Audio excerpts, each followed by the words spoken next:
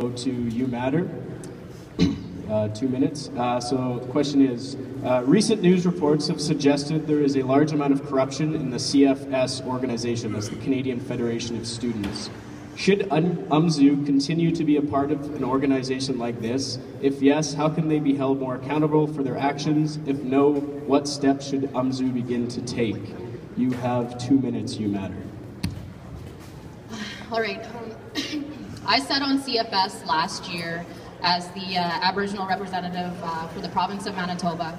So I do have experience when working with CFS. And I'm not going to sit here and support what they're doing or bash what they're doing. But basically what I want to say is that it is up to the students whether or not they feel that they want to be a part of that representation.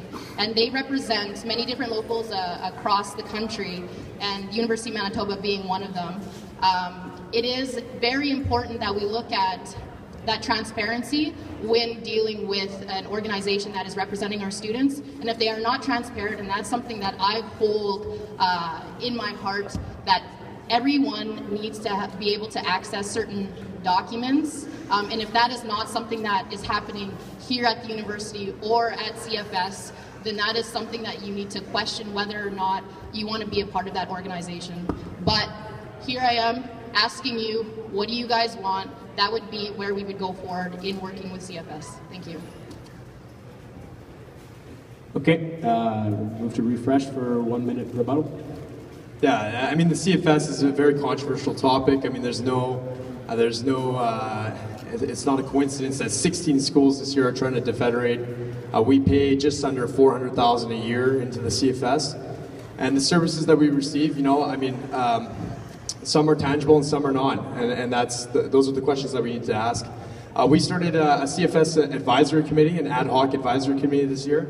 We've been reviewing them. I can tell you right now, Christian and I and the rest of the UMSU executive this year, we've been to 2 AGMs. We've seen some of the issues internally, their policies, there's a lot of issues. It's no mistake that again, 16 schools are questioning whether this is something they want to be a part of.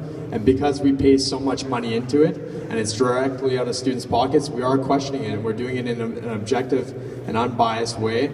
And that's something that UMSU Council will decide, and eventually the students, if the CFS does come up on our agenda.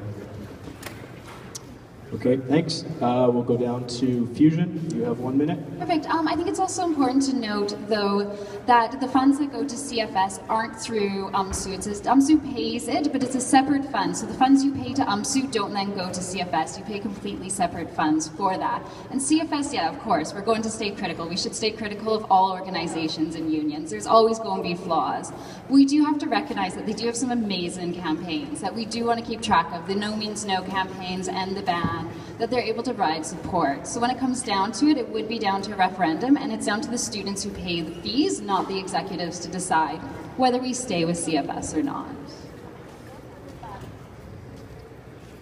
Okay.